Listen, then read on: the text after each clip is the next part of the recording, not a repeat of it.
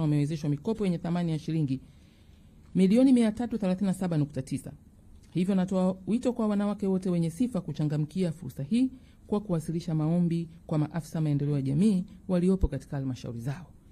Hizi ni program zilizoko ndani ya wizara hii, lakini katika wizara zote ziko program mbalimbali. Na tuna baraza la uwezeshaji wananchi kiuchumi ambalo limesajili mifuko mbalimbali ya kuwawezesha wananchi kiuchumi, inakaribia mifuko 100.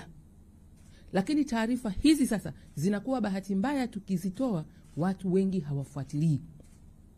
Sasa tumekuja na huu utaratibu wa majukwaa ya uwezeshaji wanawake kiuchumi. Na haya mazungumzo tunayoyafanya niliyoyasema awali kuhusu mila na tamaduni zetu na maendeleo. Tunaomba sasa wanaotusikiliza waje huko. Pale ndo mahali pa kuuliza na kupata majibu na kutoa maoni. Ukikaa mbali na majukwaa haya ya elimu ambayo yametayarishwa na serikali, wewe hakika utakaa mbali na taarifa za uwezeshaji. Matokeo yake tunakuwa na watu wanaofahamu hizi taarifa ni wale wanaofuatilia. Wanakuwa wanafahamu sekta hii inasemaje, sekta hii inasemaje, unakuta yeye ni mnufaika zaidi. Lakini mwingine yuko mbali na ufuatiliaji wa taarifa hizi za serikali tunazozitoa, hakika hawezi kunufaika. Kwa hiyo kupitia kipindi hiki pamoja nanyi ndugu wanahabari, naomba mzipeleke taarifa hizi vizuri. Hatua ya kwanza ya mwanadamu kuweza kuendelea ni kutamani kuendelea. Hatua inayofuata ni kusikia. Kusikia na kuamini. Hatua inayofuata ni kukata shauri. Naanza kuchukua hatua zifuatazo. Hatua nyingine ukikwama ni kujua wapi ni ripoti, nani nimwambie, kwa nini mimi nimekwama. Mnyororo wa mawasiliano kati ya wananchi pamoja na serikali yao ndio unaosababisha mtu atoke pale alipokwama aweze kwenda mbele. Ndugu waandishi habari, kupitia sheria ya manunuzi ya umma, serikali imetoa fursa kwa makundi maalum kwa kuelekeza kuwa kila taasisi ya ununuzi wa umma itenge 30% ya bajeti yake ya ununuzi kwa makundi maalum ya vijana na wenye ulemavu, wanawake na wazee. Hapa napo tuna mafanikio mengi yanaonyesha wale waliojisajili rasmi kwenye mifumo inayohusu shughuli zao huwa wanaweza kupata hizi taarifa na kunufaika na hizi zabuni za manunuzi. Hawa ambao ni makundi maalum.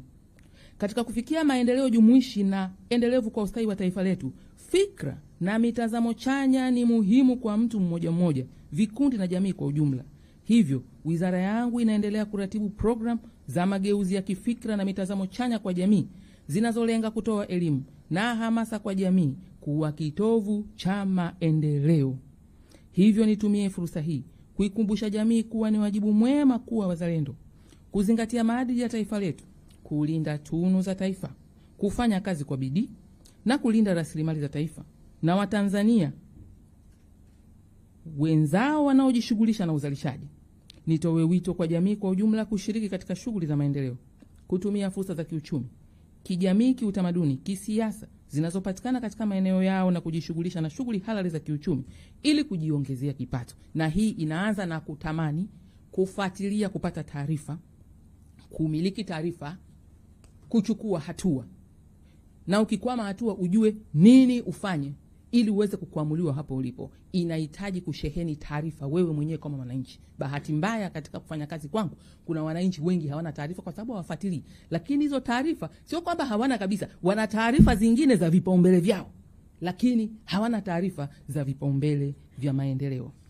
Hivyo jamani, naomba tupeleke ujumbe kwamba taarifa za vipaumbele vya maendeleo vinavyotolewa na serikali iwe ni wajibu wa kwanza kuzifikia, na tunazitoa katika njia zote za kisasa za kidigitali, taarifa za habari pamoja na mikutano na maelekezo mengi.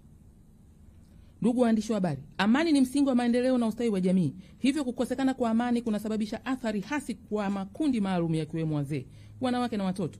Athari hizo ni pamoja na kupotea na uharibifu wa mali na makazi, kuongezeka kwa watu wanaopata ulemavu, kutokea kwa vifo na magonjwa ya mlipuko, kuongezeka kwa vitendo vya ukatili na unyanyasaji wa kijinsia, kuongezeka kwa msongo wa mawazo na kiwewe, na kukosekana kwa huduma muhimu za kijamii kama vile huduma za afya, maji safi na salama, usafiri, umeme na chakula. Hivyo hima tudumishe tunu za amani kwenye jamii yetu kama msingi wa maendeleo na ustawi wetu. Kwa kumalizia, napenda kuwafahamisha wananchi wote kuwa serikali inaendelea kuchukua hatua mbalimbali katika kuwawezesha makundi maalum kiuchumi, kijamii, kiutamaduni na kisiasa, pamoja na kupambana na vitendo vyote vya ukatili wa kijinsia na ukatili dhidi ya watoto. Ushirikiano wa karibu kati ya serikali, vyombo vya habari na jamii kwa ujumla ni nguzo muhimu katika kufanikisha azma ya kujenga taifa lenye usawa, amani, maendeleo endelevu na jumuishi. Naomba pia niwajulishe kwamba katika kuhakikisha tunakwenda na kasi ya Mheshimiwa Rais katika awamu ya 6 kipindi hiki cha pili, ndani ya wizara wangu tumekubaliana watumishi wote na viongozi wote kwamba tutakwenda kufikisha huduma za wizara hii kwa kasi zaidi, karibu zaidi na wananchi, kama tulivyosema awali, kifupi kaza kazawa. Maana yake ni kwa vyovyote vile katika utoaji wetu huduma ni lazima ziwe za msingi wa kasi zaidi, karibu zaidi na wananchi. Napenda kuwahamasisha wananchi kuendelea kutumia kituo cha huduma kwa wateja, call center mahususi tumekianzisha ili tufikiwe. Na kituo hiki lengo lake ni kutoa taarifa na kupata ufafanuzi wa masuala mbalimbali yanayohusu huduma zinazotolewa na wizara, na namba zake ziko 5 za kituo hicho. Naomba mzirekodi vizuri ziwafikie wananchi, sio kupiga tu, wanatuma na ujumbe, wanaacha na ushahidi wanabaki nao, wakija rufaa kwa waziri wanasema na ujumbe nilituma mimi sijajibiwa. Naanza 0766 4000168. Ya pili 0734986503. Namba ya tatu 0769608130. Namba inayofuata ya 4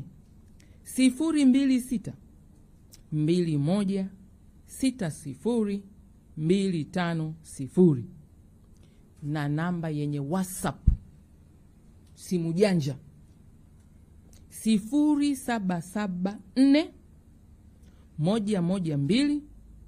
0774112233. Nimepiga hawapokei, labda simu zimekuwa nyingi, mwaga ujumbe, watakupigia, watajibu. Nina na picha za ushahidi mimi hapa, mambo yangu hata sielewi, wewe weka pale kwenye namba, watakufikia. Kwa sababu tumeungana sasa kutoka kwenye kituo hiki na maafisa wetu wa mikoa na wilaya mpaka kwenye kata, tutakufikia. Kaza kazawa, kasi zaidi, karibu zaidi na wananchi. Makofi kwetu tafadhali. Namba 116 hii ni ya mashauri ya watoto tu, masaa 24 mtoto kakatiliwa, imekuwa hivi. Hata kama ni usiku wa manane, basi ukipiga watakupokea. Hizi zingine zinafanya kazi siku za kazi, saa za kazi. Na kwa shukuru sana ndugu mkurugenzi kwa haya mengi niliyosema. Naamini kwamba mchango wenu wanahabari ni mkubwa katika kuelimisha, kuhamasisha jamii na kufikisha ujumbe wetu kwenye jamii. Muendelee kuwa daraja la serikali na wananchi ili kwa pamoja tuweze kuwa na maendeleo na ustawi. Asanteni sana kunisikiliza. Asante sana Mheshimiwa Dr. Dorothy Gwajima, Waziri wa Maendeleo ya Jamii, Jinsia, Wanawake na Makundi Maalum. Kaza kazawa, kasi zaidi, karibu zaidi na wananchi. Asante Mheshimiwa. Naona sasa ni muda wetu wa kupokea maswali kutoka kwa wanahabari. Karibuni. Asante kwa nafasi. Jina langu ni Rajabu Msangi, natoka UFM Radio. Na maswali mawili kwa Mheshimiwa Waziri. Kwenye eneo la usajili wa makao ya watoto ambalo mmesema serikali inaendelea kutoa usajili, kuna mchango gani wa serikali kwenye vile yale makao ya watoto? Kwa sababu tunaamini kwenye makao ya watoto wanaishi watoto mbalimbali, watoto yatima, watoto wa mitaani ambao wameamua kuwekwa kwenye makao kwa ajili ya kulelewa, lakini kuna watoto ambao walizaliwa wakapelekwa kwenye makao kama hayo. Mnatoa mchango gani serikali kwenye vituo kama hivyo, tofauti na utaratibu wa wadau wengine kujitolea kwenda kwenye makao hayo? Swali langu la pili ni katika kipindi cha serikali ya awamu ya 6, awamu ya kwanza ilipopita, kumekuwa na matukio mengi ya ukatili yakiripotiwa. Watoto wanafanyiwa ukatili wazazi wao, lakini mke kamuua mume, mume kamuua mke na vitu kama hivyo. Kwenye mkakati wa serikali ya awamu ya 6 kipindi hiki cha pili, kama Wizara ya Maendeleo ya Jamii, Jinsia na Wanawake na Makundi Maalum, mna mpango gani wa kuhakikisha kwamba haya hayajirudii? Lakini je, yale ambayo mmekuwa mkichukua hatua zikichukuliwa, watuhumiwa na kamatwa, lakini bado matukio yanatokea, kwenye utafiti wenu mmebaini nini changamoto? Asante.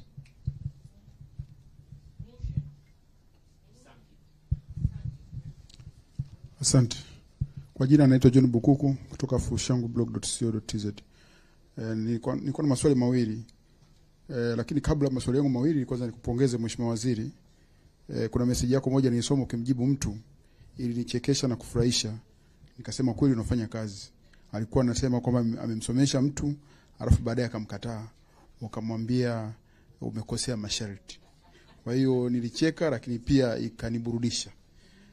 Lakini nikaelewa pia kwamba umefanya kazi yako vizuri.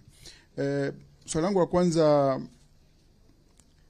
katika uratibu wa haya mashirika yanayofanya kazi na serikali kwenye jamii, hivi karibuni kumeonekana kiongozi mmoja wa dini huko Mara akilalamika kwamba maadili yamebadilika sana. Watu wanaonekana na familia zao na nini, wanaona heshima zao, lakini usiku wanabadilika, wanakuwa wengine kabisa, unakuta kumbe na yeye ameolewa. Sasa kwenye kufuatilia haya mashirika, na shida zaidi iko kwenye hawa watoto kwenye vituo vya kulelea watoto na labda na shule hizi za watoto wadogo. Serikali inafuatilia kwa kiwango gani kujua kwamba haya mashirika yanafanya kazi yake inavyotakiwa, hayapandikizi zile tabia za ajabu ambazo zinaanza kuibukia sana sasa hivi? Lakini jambo la pili nitaka kuuliza ni kwamba katika hii mikopo ambayo mnasema kwamba imeanzishwa na ambayo watu wote wanaweza wakasajili biashara zao wakakopa, changamoto tunayoiona ni umesema kwamba wanatakiwa wasajili kwenye mifumo, kwenye mitandao. Lakini sasa ukienda vijijini huku utakuta sana wanatumia simu, hata kama na simu janja sio wengi, wengine wana visoswadu vile, lakini anaweza kutumia kile kama inakuja message ya kawaida, lakini sio kwenye mifumo kama website na nini, vitu kama hivyo. Sasa sijui mtarahisisha vipi ili vijana wote waweze kufaidika na hii mikopo na kuhakikisha mnaelimisha ili waweze kupata hii mikopo. Asante. Karibu. Kwa kifupi Kwa majina naitwa Rebeka Mbembela, mwandishi wa Azam TV. Mheshimiwa Waziri, swali langu linajielekeza kwenye matukio ya watoto kujinyonga. Ningetamani kufahamu pengine kuna utafiti ambao umefanya kujua ukubwa wa tatizo ukoje na takwimu sahihi ni zipi, lakini pia ni hatua zipi ambazo wizara inazichukua na mikakati iliyopo kwa sasa? Asante sana Mheshimiwa Waziri kwa taarifa hii. Mimi kwa jina naitwa Ali Mayala, ni mwandishi wa habari wa Daily News. Swali langu la kwanza ni kwenye upande wa malengo, kwa maana ya target, kuhusiana na uwezeshaji kimkopo. Je, malengo ni kutoa shilingi ngapi sasa kwa Watanzania wangapi ifikapo mwaka 2050? Swali langu la pili ni kwenye upande wa monetary, kwamba kama tunavyojua kwamba uwezeshaji ambao ni successful lazima kuhakikisha kwamba yule unayemwezesha ana skills ili kuhakikisha kwamba kila anachokifanya kiweze kuleta tija. Je, wizara sasa inafanya nini kuhakikisha kwamba hao wanufaika wa uwezeshaji wanakuwa na maarifa ili kuhakikisha kwamba pesa wanaoipata inaleta tija na faida? Lakini pia swali langu la pili, la tatu ni kwenye upande wa kisekta. Kama tunavyojua kwamba Watanzania zaidi ya 60% ni wakulima, wapo vijijini. Je, mnawafikia kwa namna gani na mnawawezeshaji kwa namna gani kikilimo ili kuhakikisha kwamba wanakuwa na zile commercial skill ili kuharness hizo opportunity na kupata faida? Swali langu la mwisho ni kwenye upande wa teknolojia. Kama tunavyojua kwamba Tanzania, kama ilivyo kwenye nchi zingine za Afrika, bado kuna digital gap. Sawa, tunaongelea gender equality and whatever, but tukija kwenye upande wa digital gap sasa, mnafanyaje kuhakikisha kwamba mna enhance digital inclusion kwa watoto wa kike na watoto wa kiume, kuhakikisha kwamba kuna digital equality, lakini pia wana monetize hiyo digital space ili kuhakikisha kwamba hatutumii tu mitandao kwa njia ya kwa maana ya kupashana habari, lakini pia tunaitumia kwa faida na kwa tija ili kuendelea kiuchumi. Asante sana. Mheshimiwa Waziri, naomba tujibu kwanza maswali haya. Tutaendelea kupokea maswali mengine baada ya majibu. Karibu. Asante.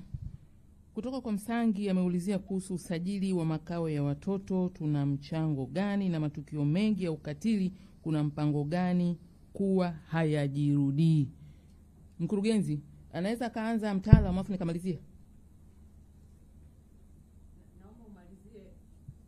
Naomba ujibu yale unayoyajibu alafu mwisho atakuja kumalizia. Aha. Karibu. Naomba niseme kuhusu usajili wa makao ya watoto nchini na mchango wao. Kwanza niseme kwamba utendaji wa serikali yetu ni shirikishi, na ushirikishi huo una aina nyingi. Sio tu kwamba tukishirikiana mimi lazima labda nikupe fedha ndio uone kwamba nimekuwezesha.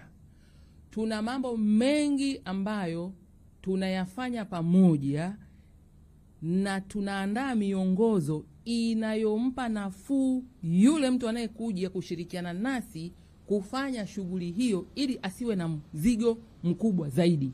Unaweza ukawa ushirikiano na uwezeshaji ni kwa njia ya mafunzo, semina mbalimbali tunazowapa. Inaweza ikawa ushirikishaji au msaada huo tunaopeana ni kwa njia ya wataalamu ambao tunawawekeza huko waweze kufanya hiyo kazi pamoja na sisi, au kuna jambo ambalo wewe ungehitaji uwe na fedha au taaluma fulani kulifanya, unalipeleka rufaa serikalini. Kwa hiyo niseme kwamba hatujafikia ile hatua kwamba moja kwa moja tunapeleka fedha kwenye maeneo yote, lakini tunazipeleka kwa namna nyingine ili kupunguza makali ya mtoa huduma yule kuifanya hilo kazi. Ataieleza zaidi katibu mkuu kupitia mtaalamu wake. Lakini matukio mengi ya ukatili kuna mpango gani kuwa hayajirudii? Mpango tulionao ni sisi na jamii tushirikiane, matukio haya ya ukatili yasijirudie. Mengi yanatokana na migogoro ya kiuchumi. Ili kuweza kulifanyia kazi swala la kiuchumi lisiwe kisababishi, tuna program za uwezeshaji wananchi kiuchumi, achilia mbali wanawake, vijana na wenye ulemavu. Changamoto iliyopo sasa ni Watanzania wangapi tunasikilizana katika kufikia huo uwezeshaji. Na ndio maana hapa tunakuja na mikakati ya majukwaa ya uwezeshaji wanawake kiuchumi. Yanaanzia huko chini. Yanaanzaje?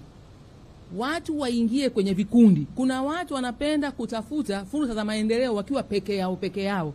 Hutaweza kufanikiwa kwenye dunia ya leo. Tunataka watu wakae kwenye vikundi. Kwenye vikundi wakikaa, watu wanawaza tu nikifika pale kwenye kikundi tayari napata hela.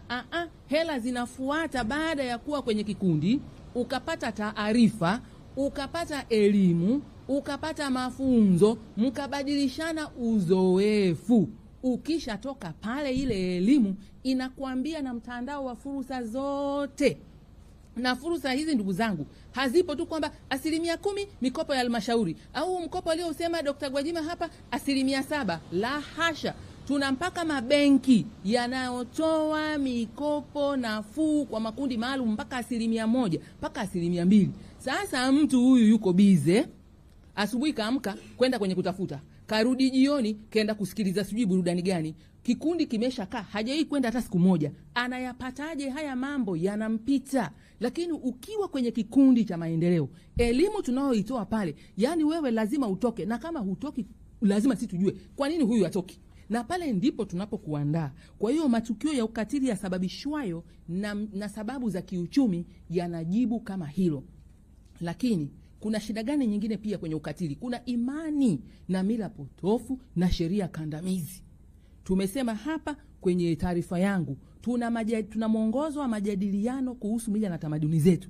Yaani kuna watu kule wapo kimkakati, walirithi, wamebeba, wanaenda na hizo dhana ambazo ni katili kwa watu wengine. Wewe mtoto anamaliza darasa la 7, kavunja ungo, unataka ukamuoze. Kama sio kumkatili huko ni nini? Kila siku unapata message hapa, kafungiwa, anataka kuozwa kwa nguvu. Wewe ndio unaweka msingi wa ukatili kwa sababu unataka upate mirathi. Yule hana ridhaa na hayo mambo, wewe unamlazimisha. Akifika kule, akifika miaka 18 akili zake anajitambua, 15 miaka 20, anaanza kuona kwamba huyu niliyeozwa sio sampuli yangu, watu wendani kabisa. Alafu kinachotokea nini hapo? Ukaidi, masikilizano hamna, kujibizana, kwanza nililazimishwa, ngumi, ukatili. Kwa hiyo ni jambo linalohusu jamii nzima kuelewa kwamba mila na desturi tulizozirithi sio lazima ziende kwenye vizazi vyote. Lazima tufike tuangalie, tuseme tumefika hapa, tuende vipi na mambo mengi kama hayo. Lakini matukio mengi ya ukatili, wewe mtoto amefiwa na babake na mamake, amekuwa yatima. Nyinyi jamii nzima pale mnakaa, mnaona anadhulumiwa mali na ndugu zake wengine, nyinyi mmenyamaza, hamsemi. Hivi si anakuwa katili? Akitoka hapo, mtoto yule hana malezi, haendi kanisani, haendi msikitini, anajazwa mambo ya ovyo kichwani, anakimbia, anakwenda mtaani. Akienda mtaani kakatiliwa, kapata mimba, anatumia dawa za kulevya, akirudi kule jambazi anawaibieni na nyinyi, anabaka watu, ni ukatili. Kwa hiyo sio swala la wizara peke yake, mkakati ni pamoja na sisi wote tunafanyaje. Umeliona jambo baya lina mwelekeo wa kukatili, tumeweka mifumo ya wewe kutoa taarifa mapema tuweze kuwafikia. Serikali za mtaa ziko hapo. Viongozi wa serikali ya kata wako hapo. Waheshimiwa madiwani wako hapo na wabunge wa wakilishi. Tuna mkurugenzi wa halmashauri. Tuna mkuu wa wilaya na mkuu wa mkoa. Tuna namba zimetangazwa zote, zinapokea hata simu ndogo hizi, nasema simu hizi zisio janja. Unatuma message ili sisi mara moja tuwasiliane kidigitali, tumfikie ule mtu katili. Watu wanakaa wanatazama, mimi sitaki kusema nitaonekanaje, mimi sijui nitafanywaje, mimi bwana mambo sitaki. Mwishowe ukatili umetokea. Tunaanza sasa kuwasiliana na kusambaza matukio. Tusambaze taarifa za dalili za kutokea kwa ukatili kwenye maeneo tulipo. Kupitia ngazi hizo tutaweza kudhibiti. Kwa hiyo mkakati ni mpana kuliko wa serikali au wizara peke yake. Johnny Bukuku, Fulshangwe, uratibu wa mashirika yasiyo ya kiserikali, maadili yamebadilika. Usiku mwanamke, mchana mwanaume. Mchana mwanaume, usiku mwanamke. Imeeleweka. Tuna mkakati gani wa ufuatiliaji? Mikakati ni pamoja na jamii yote. Tumetengeneza mwongozo wa kufuatilia mashirika yasiyo ya kiserikali, ambapo mpaka kule kwenye kata, kwenye serikali ya mitaa tuna wataalamu. Kama afisa maendeleo ya jamii hayupo, yupo kwenye ngazi ya kata. Kama hayupo, yuko ngazi ya halmashauri. Tuna vikao vya serikali za mitaa, vinatakiwa kuzungumza hiyo changamoto hapo. Kwanza iingie kwenye ajenda, iwe ni ajenda ya serikali, sio ajenda ya waziri wa maendeleo ya jamii wala wizara ya maendeleo ya jamii. Unakuta wamekaa mwaka mzima, hiyo sio ajenda. Kila mtu anaona mtoto wangu nikimtaja hapa ni mwanangu, anakumbatia yeye, anakumbatia yeye. Anajua kwamba mwanae usiku ni mwanaume, mchana mwanamke na kinyume chake, lakini hataki kuyasema hayo. Lakini mtoto huyo akiumwa malaria, anakwenda kusema mwanangu ana malaria, anatibiwa. Hilo ni tatizo ambalo inabidi tuliseme, lijulikane na tulikatae. Tusilikatalie huku ngazi ya wizara na ngazi ya bunge, tukatae kuanzia ngazi ya familia, ili ile iwe ni ajenda ya kumfanyia counseling yule mtu. Lakini kwenye kata kuna WDC, ni baraza la maendeleo la waheshimiwa madiwani, na mheshimiwa diwani mwenye jimbo ndio mwenyekiti pale. Wanakuja wataalamu wote na hizo NGO zote. Tumetoa maelekezo, lazima pale sasa mambo haya yaibuliwe, yasemwe.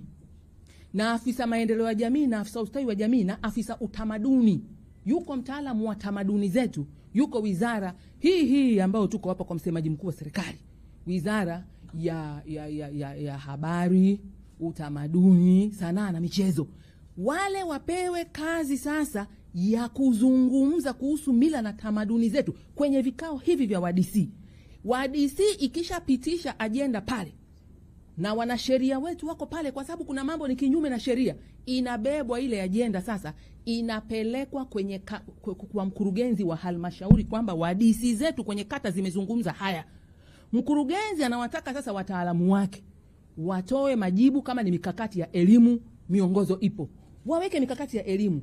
Kisha wanakwenda kwenye kamati za baraza la madiwani. Kuna kamati ya maendeleo ya jamii pia iko huko, wanayazungumza, wanaweka msimamo wa halmashauri. Kama ni kuongeza elimu, kuongeza mikutano, kuongeza semina, kuongeza washa na vitu kama hivyo. Kama kuna NGO ambayo inachochea mambo kinyume na maadili, inakuwa imeshadakwa hapo tayari, sasa inaingizwa kwenye mfumo wa uwajibikaji. Na bahati nzuri nguvu za kusajili na kufuta usajili tumezipeleka huko kwa halmashauri. Baada ya hapo wanakwenda kwenye full council. Full council ni baraza la madiwani. Wakiweka azimio lao kwamba hii NGO inatusumbua, imethibitika, imeundiwa ufuatiliaji, inafutwa. Huku tunapata hesabu tu makao makuu. Sasa kuna maeneo wanafanya vizuri. Kwa mfano tuliona Tabora walifanya vizuri, walikamata NGO moja ambayo ilikuwa inaingiza vitabu ambavyo vilikuwa vieleweki. Lakini Moshi tulipata mkuu wa wilaya ya Moshi Mwanga naye alichukua uwajibikaji. Sasa mifumo iko vizuri, sasa ni uwajibikaji wa baadhi ya watu walioko huko waliopewa dhamana zao, lakini ni uwajibikaji wa wananchi pia. Wananchi wasifumbie macho, kwa sababu utakapofumba macho, mimi nakwenda mahakamani, natoka ushahidi ukatolewe, wa kwanza kutoa ni baba na mama na ndugu na jamaa wanaomzunguka pale, wamekaa kimya, kumbe mtoto wao usiku, mchana, asubuhi bibi mwanamke. Hii sio sawa. Hili ni swala la ulinzi wa mila na tamaduni zetu. Mtu anayekuja anapewa usajili anaweza akawa mwema, akaenda kule akabadilika. Mfumo wa kidigitali uko viganjani mwenu, tushirikiane wote. Na washukuru wanahabari kupitia Wizara ya Habari. Wamekuwa mstari wa mbele sana. Wakiona kitu wanapiga kelele, wanatoa taarifa, tunachukua hatua. Lakini tusiwaachie wanahabari peke yao. Wananchi tubebe wajibu, kwa sababu mawasiliano tumetoa, tupeane taarifa, tulinde taifa letu kwa pamoja. Umeongelea kuhusu mikopo, usajili, network vijijini. Network vijijini sehemu kubwa sana, niwaambie ndugu zangu, inafika. Na hata pale isipofika, maafisa maendeleo ya jamii walioko ngazi ya kata wamewezeshwa vishikwambi. Tatizo ni amka, ndugu mwananchi. Fika kwenye serikali ya mtaa, sema nina biashara yangu hii, ninataka nisajiliwe na huyo afisa biashara, na huyo afisa maendeleo ya jamii, na huyo afisa tehama. Kupitia taarifa hizo kufika hapo, mimi sina hiyo simu janja. Wale huwa wanafuatilia, leo tuko wapi, tunakwenda kusajili, wanakuja hapo, wanasajili, wanazunguka. Ndio utaratibu waliopewa. Sasa swala moja, taarifa kufika na mtu kufanya uamuzi. Ninasema kwamba tuna waliosajiliwa zaidi ya 100,000 na wako vijijini huko pembezoni. Amka na wewe ndugu mwananchi, chukua hatua. Utakapokwama, toa taarifa ili tujue nani huyo anayekwamisha. Maana na wakwamishaji mmoja huwa waishi katika kila sekta, katika kila sehemu, hata kwenye familia zetu. Lakini kwa kuwasiliana tutaweza kuwafikia na kuhakikisha wanafanya kazi yao vile ambavyo tumewaelekeza. Rebecca Azam, watoto kujinyonga, data na hatua, atanisaidia kamishna baadaye. Lakini niseme matukio ya watoto kujinyonga, kwanza tuweze kujua dalili za mtoto anayeelekea kuchukua maamuzi magumu haraka kabla hajachukua hayo maamuzi magumu. Haya ni masuala ya malezi na makuzi. Ndio hiyo program tulioisema. Mawasiliano ndani ya jamii zetu yakoje na watoto wetu? Baba unaamka saa 10 usiku kwenda kwenye kibarua, mama anaamka saa 11, tunarudi saa 6, watoto wamelala. Wanakutwa na madhila gani? Nani anayeongea nao? Tunatenga siku ngapi kwa wiki, kwa mwezi kuongea na watoto wetu, tujue yanayowasibu. Watoto wanapata hasira, hawajui wa kumwambia. Niliona mmoja kajinyonga, kakosa gauni la Krismasi. Sasa kama gauni la Krismasi ni shughuli huko lilikotokea hilo tukio, watoto wanaelewa uwezo wa mzazi, au mzazi wanamwona tu anajivinjari kule, anaburudika, alafu hajali hawa. Tunawajengaje watoto wetu kwenye saikolojia ya kwamba maisha yetu ni haya, tutafanya hivi? Wanasema wanasayansi, mtoto umleavyo kwenye kipindi chake cha umri wa miaka 0 mpaka miaka 5 na maximum miaka 8 ni kipindi unaposimika ubongo wake uweze kukuamini wewe na kukusikiliza wewe, kwa sababu ubongo unakuwa umekuwa kwa 90%. Ukija kupambana na mtoto ameshafika miaka 12, 13, huku nyuma hukuwekeza, anaingiziwa vitu na ulimwengu tofauti na mwelekeo wako wewe, wala hata kusikiliza. Kwa hiyo ninaomba tuwekeze kwenye malezi na makuzi. Neno nilitumia bond. Tuna bondi vipi na watoto? Akikerwa sana atakwambia. Mabaya na mazuri utamwambia. Tunaenda nao misikitini? Tunaenda nao makanisani? Lini? Wakirudi nyumbani tunasali nao? Haya ni mambo ya malezi na makuzi. Wako watoto ambao wana tabia ngumu. Na wako watoto ambao wamezaliwa wana shida ya afya ya akili. Unapoona changamoto kama hizo, mtoto akusikiliza kuelewi, mtoto ni mtukutu, unarudi sasa kwenda kutafuta huduma za kitaalamu kupitia maafisa ustawi wa jamii. Namba tumezitoa, ofisi zao ziko huko. Bwana mimi amenichosha, anafanana na mama yake na bibi yake na babu yake na shangazi yake, ondoka kwangu. Unamfukuza aende wapi? Yule ana vitu, anatakiwa asaidiwe. Tuna mashule ya marekebisho ya tabia za watoto. Tuna mahabusu za watoto ambazo sio kwamba tunakwenda kuwafunga. Tunawafunga kifungo cha mafunzo na malezi na makuzi. Wanatoka wazuri kabisa. Wanasimulia vitu kule ndani mpaka unashangaa. Una baba ni naye, una mama ni naye. Asikilizwi. Kwa hiyo anatengeneza kitu cha yeye mwenyewe kujilea kwa akili zake zinavyomtuma. Hili ni swala la malezi na makuzi. Ninaomba kipindi hiki cha pili cha serikali ya awamu ya 6 tulivalie njuga, kila mzazi aweze kujua dalili ambazo sio za ustawi za mtoto wake na kutoa taarifa ili tumsaidie kitaalamu kama hatua alizozichukua imeshindikana. Mayala Daily News. Target ifikapo 2050 Watanzania wangapi? Swali zuri sana.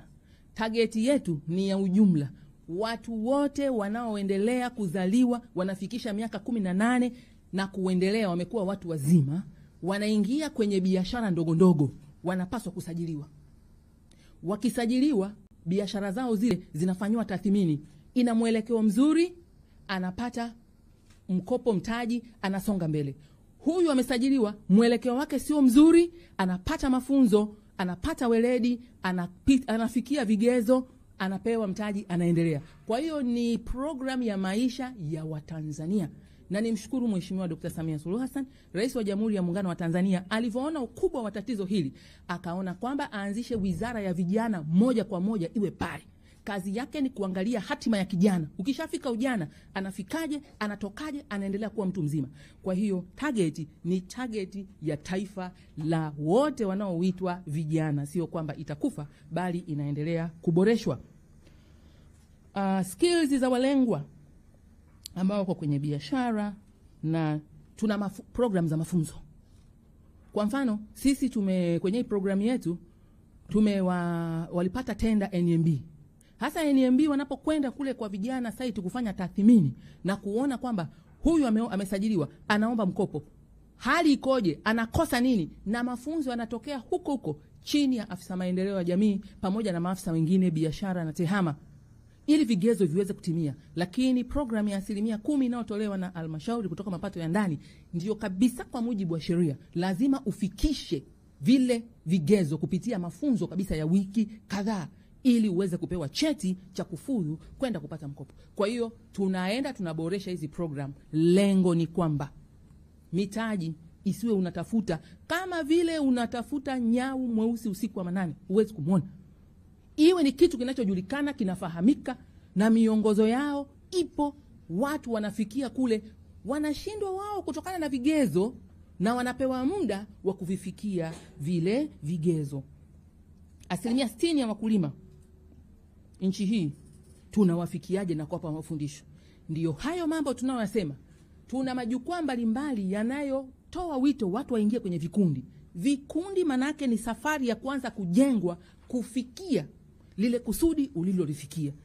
Ni rahisi kumwambia mtu nenda pale kachukue mkopo, lakini akirudi anakuja kufanya nini na ule mkopo? Haelewi masoko yako wapi, haelewi ubora wa biashara anaoifanya ukoje, ili atambulike kwenye masoko, haelewi anahitaji nini. Kwa hiyo wito wangu kwa Watanzania, tunaposema tuna vikundi au tuna majukwaa fulani ya maendeleo, tupate muda tuende. Na sasa kwa msaada wa kidigitali tunaenda kuyaweka haya majukwaa kwenye digital platforms. Tunataka kwanza, utajiri wa kwanza uwe ni taarifa ulizonazo wewe, zikuwezeshe kutoka kwenye hatua hiyo. Unapokwama kwenye hatua hiyo, tunataka bahari ya mtandao wa mawasiliano uwe unayo, utuambie umekwama wapi. Na ndio maana mimi kwenye Instagram yangu hapa na mitandao yangu ya kijamii, mtu anakuja na story ndefu, naambia sitaki story. Wewe niambie ulikuwa wapi, umeishia wapi, mimi nianzie ulipoishia. Wote wanakimbia. Sasa nabaki na story, sina ule uhalisia. Kwa sababu ukitupa ule uhalisia, sisi tumeuunganishwa na watu wote huko chini. Naomba faili la huyu alikuja lini. Kwa hiyo wananchi, na waomba sana, tuje kwenye majukwaa ya elimu, tupate elimu, ikiwemo hawa ndugu zetu wakulima. Tuna BBT zinafanya kazi kule. Lakini tuna majukwaa mbali ya vikundi vya kilimo kule.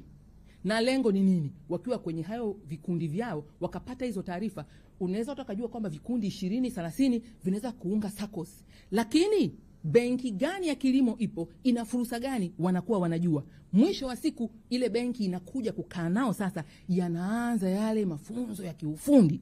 Sasa tuna watu wengi wako nje ya mfumo, hata wa kuwafikia tu hawako kwenye vikundi. Hasa utamfikia Mtanzania moja utaweza? Ndugu wa Tanzania, Dr. Samia Suluhu Hassan, Rais wa Jamhuri ya Muungano wa Tanzania, angependa kwamba tuwe kwenye zile forums ambazo ni rahisi kuwafikishia elimu, ili ukishapata elimu tunapanga mikakati ya kwenda mbele pamoja. Na hili kwa wizara hii ninayoisimamia tunalifanya vema kwenye jukwaa la uwezeshaji wanawake kiuchumi. Teknolojia, digital gap, digital inclusion, government kuenhance, tunafanyaje? Utakumbuka kwenye sekta ya elimu tuna zile shule za kisayansi, za masomo ya sayansi, STEM, zinajengwa na nyingine zimekamilika kwenye mikoa yote 26. Lengo ni kuhakikisha kwamba watoto wa kike wanachukua masomo ya sayansi, na huko ndio wanakutana na mbinu hizi za ulimwengu wa kidigitali, katika kuwatoa kwenye fikra za kale kuja kwenye fikra mpya za kuufikia ulimwengu huu wa kidigitali. Lakini wananchi kama wananchi wengine ambao sio sasa wanafunzi sasa hivi, haya majukwaa haya tunayoyaanzisha ya uwezeshaji wanawake kiuchumi, moja wapo ya component ni hayo masuala ya kidigitali. Tulikuwa na majumba ya maendeleo hapo zamani za kale, majumba ya maendeleo ya wanawake, maeneo kabisa makubwa, lakini kadri tulivyokwenda yalipoteza matumizi yake. Tunakwenda kuyarudisha ili pale iwe ni center za mafunzo kwa wale wanawake wote wanaotaka kujifunza ujasiriamali. Kwamba uwezo kwa mjasiriamali hata ujui tu nchi jirani pale viazi unavyovilima vinachukuliwa kwa kilo ngapi, lazima waingie huko. Kwa hiyo program moja wapo tutakaoifanya kwenye wizara hiyo ni hii, majukwaa ya uwezeshaji wanawake kiuchumi ndio, lakini anawezeshwa nini? Ni pamoja na digital element, waweze kujua kwamba kwenye jukwaa pale nikienda kwenye ile center kuna kompyuta kabisa pale ipo. Nikitaka kuangalia mahindi nayo yalima nchi jirani anauzwaje, niingie kwenye mtandao wa wizara gani, niunganishwe, au mimi mwenyewe moja kwa moja niunganishwe, niyajue yale masoko. Kwa hiyo tutakuwa na maafisa biashara wako pale, maafisa kilimo, maafisa mifugo, maafisa wote madini kwenye hili jukwaa, kwa sababu ni agenda ya sekta. Kwa kufanya hivyo tutakuwa tumewakomboa wanawake sio tu kwenye kupata taarifa, na wao wenyewe kujipatia taarifa nyakati zote za mienendo ya biashara yao. Jamhuri ya Muungano wa Tanzania, kazawa, kasi zaidi, karibu zaidi na wananchi. Makofi tafadhali. Kuna maswali au nimemaliza? Nimeupiga mwingi, sijaupiga? Kuna mtu aongeze hapo, watakuja kuharibu. Aongeze. Kazi na utu. Tunasonga mbele. Mwongozo. Naomba anayekuja kuongeza majibu, karibu. Au mlikuwa na maswali mengine? Aha. Basi ngoja katibu mkuu aongeze, atoe majibu, alafu tutapokea maswali mengine kwa watu wawili zaidi. Asante Mheshimiwa Waziri. Kazi kazawa. Kazawa. Zaidi, karibu zaidi na wananchi. Sasa taongeza mambo machache. Labda nianze ndio la mwisho la digital gap. Nadhani kwa Bwana Ali alisema kwamba tunafanya nini kama serikali kuziba ile gap iliyopo kwenye ujuzi wa teknolojia. Moja, Mheshimiwa Waziri amesema hapa, wizara yetu ya elimu inafanya kazi kubwa sana, amefanya maboresho ya mitaala na swala la taaluma za TEHAMA ICT ni mojawapo ya taaluma ambazo zinatolewa na zinatiliwa mkazo. Lakini pia wizara yetu inahusika na masuala ya teknolojia hizi za TEHAMA, na yenyewe ina jitihada mbalimbali na jitihada hizi ni pamoja ni zile ambazo zinachukuliwa na tume ya TEHAMA. lakini kwa maana ya wizara yetu jitihada kadhaa tunazifanya. Mheshimiwa Waziri alizungumza hapa, tuna vyuo 8 vya maendeleo ya jamii. Vyuo vyote hivi vimeanzisha kitu ambacho tunaita Digital Innovation Hub. Vyuo vyetu hivi vimeanzisha hizo Digital Innovation Hub, tuseme vituo vya ubunifu vya kidijitali. Na vituo hivi vya ubunifu vya kidijitali, mwananchi yeyote anaweza akaenda pale. Ukienda pale utapewa nafasi, chumba kama hichi hapa, lakini umepewa mambo yote ambayo unayahitaji, kama ni kompyuta, kama ni chochote kile, na chai na kahawa, ukae pale utulie, lakini utapewa pia na mtu wa kukusimamia ili uweze kuchakata mawazo yako kidijitali na kuweza kufikia jambo ambalo unataka kulifanya. Lakini sio tu vyuo vyetu vya maendeleo ya jamii, pamoja na taasisi zetu. Tunazo taasisi 2, taasisi ya maendeleo ya jamii Tengeru na taasisi ya ustawi wa jamii Kijitonyama, na vyenyewe pia vinao vituo hivyo kidijitali, na moja ya kazi zao ni kuhakikisha kwamba basi vinajenga uwezo wa kidijitali kwa wananchi wetu. Lakini pia mnajua tuna mashirika, sina ratibu mashirika yasiyo ya kiserikali, Mheshimiwa Waziri amezungumza hapa. Tuna mashirika kama 476 hivi ambayo yanafanya kazi kubwa sana kujenga uwezo wa wananchi katika kuwajengea uweledi, lakini kwa maana ya skills kama muuliza swali alivyosema, ili waweze kuajirika, lakini waweze kufanya kazi zao vizuri zaidi. Lakini pia katika kazi hizi, moja ni maeneo ya TEHAMA, maeneo ya ICT, wanawajengea uwezo wananchi katika taaluma skills mbalimbali za kidijitali. Kwa hiyo hilo labda nizungumzie hivyo, lakini nitaka niongezee pia kuhusu swala la maadili, kwa maana ya mmonyoko, masuala ya mmonyoko wa maadili yanayofanywa na mashirika yasiyo ya kiserikali. Amezungumza vizuri Mheshimiwa Waziri. Mashirika yasiyo ya kiserikali ni kama mtu, kisheria ni mtu, anaweza kashtakiwa mwenyewe. Kama ambavyo wewe ukifanya kosa unashtakiwa, kama ambavyo makampuni pia ukifanya kosa yanashtakiwa. Tuna takriban mashirika yasiyo ya kiserikali 10,000. Mengi yanafanya kazi vizuri sana. Lakini kama ambavyo tulivyo sisi, wapo ambao pia wanafanya mambo isivyo. Kwa hiyo tunao mifumo, amezungumza Mheshimiwa Waziri, kuanzia ngazi ya taifa, sisi wizara, lakini mikoani pale wilayani mpaka chini. Tukiona kwamba kuna mashirika ambayo hayafanye kazi vizuri, yanaenda kinyume na sheria zetu, basi tutoe taarifa. Tutoe taarifa kama ni wizarani kupitia namba ambazo Mheshimiwa Waziri alizungumzia, alizitaja hapa, lakini pia mikoani kule kwa viongozi wetu wa serikali huko, ofisi ya mkuu wa mkoa, ofisi ya mkuu wa wilaya, kuna maafisa wanaoshughulika na masuala ya mashirika yasiyo ya kiserikali, tunawaita wasajili wasaidizi. Lakini pia wakifanya makosa mengine yote, hawako nje ya sheria, hawako juu ya sheria, wanapaswa wawajibishwe kama ambavyo mtu mwingine yote akikosa akienda kinyume na sheria anaweza kuwajibishwa. La mwisho ambalo nataka nichangie kidogo kuhusu masuala ya ukatili. Mheshimiwa Waziri amezungumza vizuri sana, lakini tuna mifumo.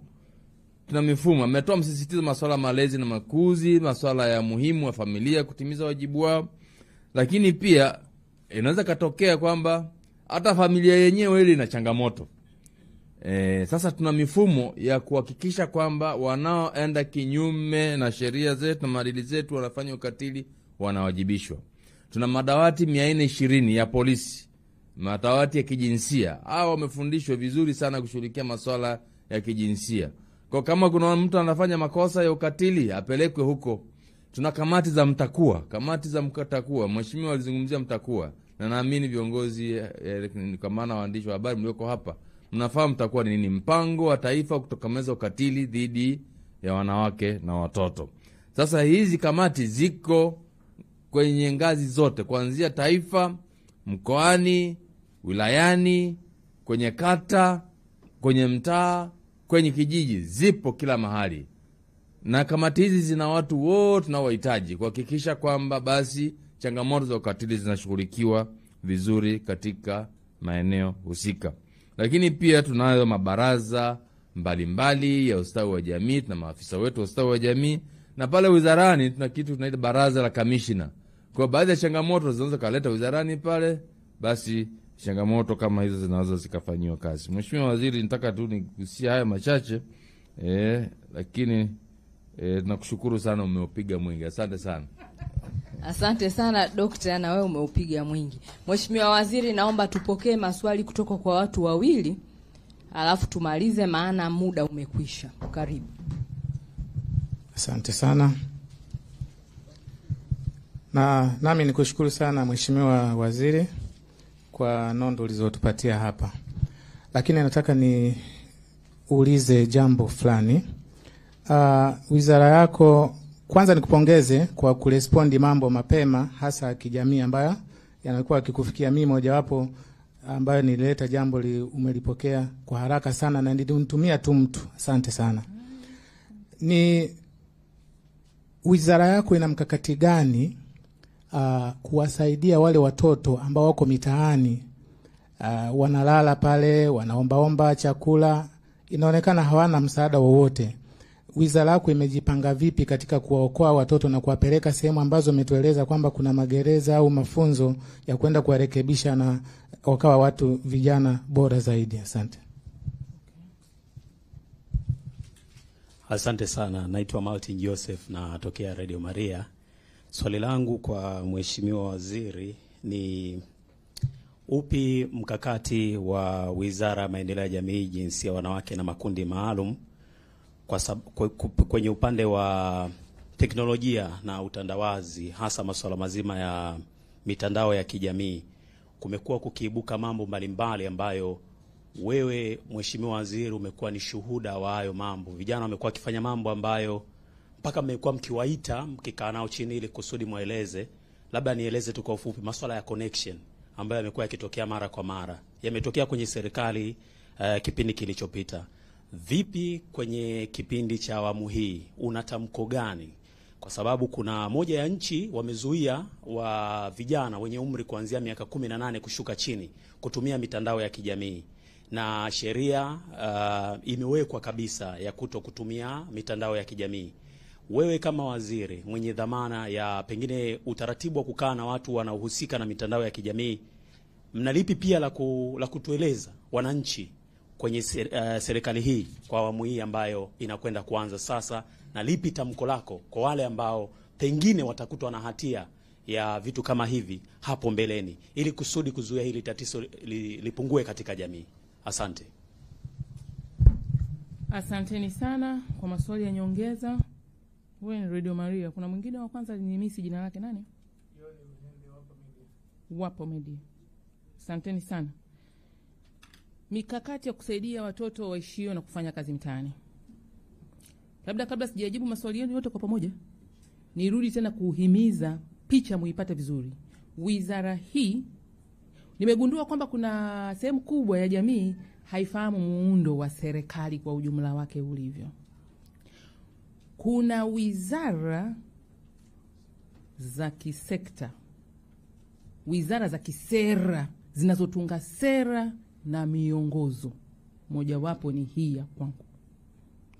Tukisema tu kiukweli ni kutunga sera na miongozo na kufuatilia utekelezaji wa sera na hiyo miongozo.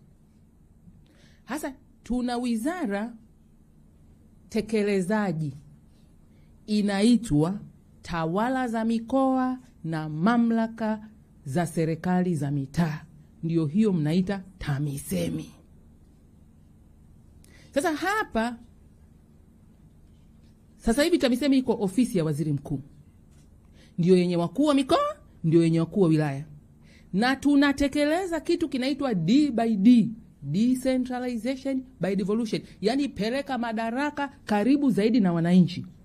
Na huko kwenye mamlaka za serikali za mitaa ndio tuna mabaraza ya waheshimiwa madiwani na mkurugenzi mtekelezaji wa zile sera na miongozo yake. Ambapo wizara hizi tulizotunga sera na miongozo pia sasa ni kutafuta rasilimali mbalimbali, uwezeshaji, mafunzo ili wale wakatekeleze. Hilo naomba mlielewe vizuri. Sasa maswali mengi ambayo tunakuja kuyapata kwenye wizara za kisekta huku tunakotunga sera na miongozo ni maswali ya utekelezaji wa kule chini, ambako ukienda unakuta wananchi wameitwa sehemu, tuainishe matatizo yetu ndugu wananchi. Hapa mimi ndo nachoka. Wanaanza maji, wanaanza kilimo, pembejeo, wataanza barabara, wataanza nishati, wataanza ufugaji, chanjo, maeneo ya ufugaji na vitu kama hivyo. Kwenye sehemu ya madini watasema madini, watasema afya, watasema elimu. Ukienda kuangalia vile vipaumbele, wao swala la watoto kukatiliwa hawaoni kama ni shida, halipo kwenye zile ajenda. Wanaona kwamba ni kumtandika mtoto mpaka akimbia ahamie mtaani, eti alikuwa anamwadibisha, eti kamsusa kamchoka. Mapinduzi ya fikra tunayohitaji kama nilivyosema awali kwenye kuzungumza ndio atakao sababisha hata haya maswali mengine yenye changamoto yawe ajenda kule kwenye mamlaka za serikali za mitaa. Nikisema mamlaka za serikali za mitaa, hata kwenye ule mtaa wanapokaa kwenye kikao chao, ile iwe ni ajenda. Kwenye wadisi iwe ni ajenda. Na hili ndio jukumu la si kwenda kuwaelimisha na kuwakumbusha. Lakini bila wananchi kusema sisi diwani wetu unaondoka leo na kwenda kwenye baraza la madiwani, sisi wananchi tunasema mheshimiwa diwani, tunaomba mkakati wa halmashauri wa kudhibiti watoto waishio na kufanya kazi mitaani. Bila mapinduzi hayo haitawezekana. Itakuwa ni maswali uliza, jibiwa, mwongozo, sera ipo, utekelezaji hakuna. Wananchi ni waombe kwenye mahala petu sisi, wale wawakilishi wetu ambao tumewachagua, tuwabebeshe hizi ajenda ili kwenye majukwaa yao wanakojadili kule wakajadili yote haya mlioniuliza. Kuna NGO hapa ifanyi kazi, humu ndani kuna mtoto wa kike mara wa kiume, hapa ndani kuna mtoto katoroka hayupo, pale kuna mtoto anapigwa sana, watoto wamezidi kwenye mitaa yetu, kwa sababu ndio mamlaka za serikali za mitaa, ili tuone maazimio kwenye majukwaa yao. Nilikuwa nataka nitoe hii elimu kwanza. Lakini pia swala la watoto waishio na kufanya kazi mtaani, kanuni yake ni ile ile. Kinachosababisha watoto waende kuishi na kufanya kazi mtaani